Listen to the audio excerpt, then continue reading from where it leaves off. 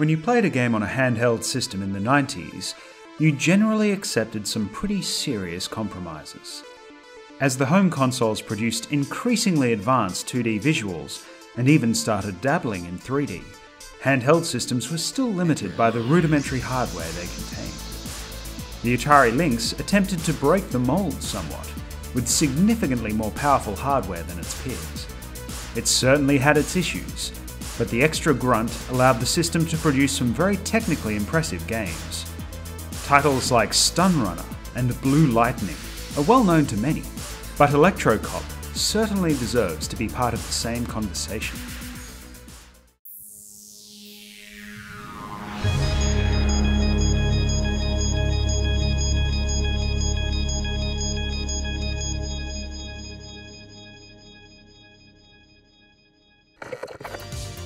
Electrocop is quite unique, as it is one of the few Lynx games that was entirely exclusive to the handheld. Whilst it had originally been in development as a game for the Atari 7800, that version was almost entirely different in gameplay from the final version of the game for the Lynx. Released alongside the handheld in 1989, it instantly demonstrated the potential of Atari's new hardware in a visually dazzling, albeit slightly clumsy, fashion. Taking a very different tack to most other action games on handheld systems, Electrocop is a third-person action game that uses a bunch of graphical tricks to simulate a 3D environment. You are tasked with rescuing the president's daughter from the notorious criminal Brain. He is threatening to kill her unless his demands are met, which is control of the whole world? It seems like the future works very differently. There is one obvious standout feature for Electrocop: the superb graphics.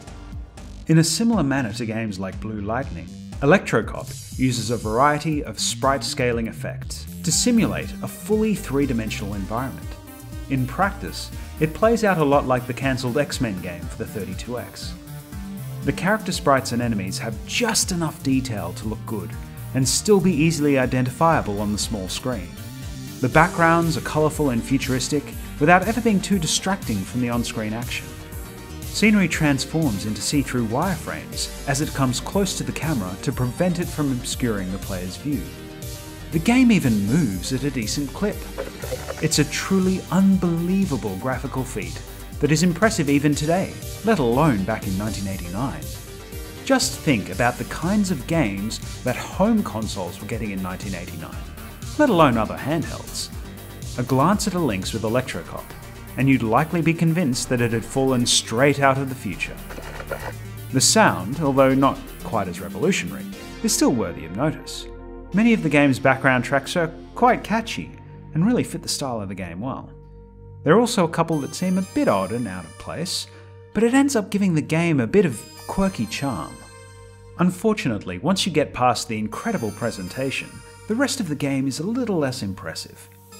The third-person viewpoint is visually striking and unusual for a handheld game like this, but in practice it makes the game tricky to actually play.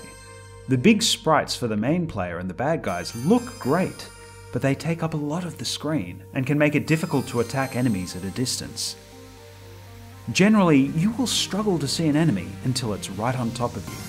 It's often easier to attack enemies whilst moving in and out of the screen, rather than trying to line up horizontal shots to the side. The gameplay itself can also get a little monotonous. Making your way through the levels is essentially like moving through a bunch of mazes, with very little variation in the enemies or gameplay.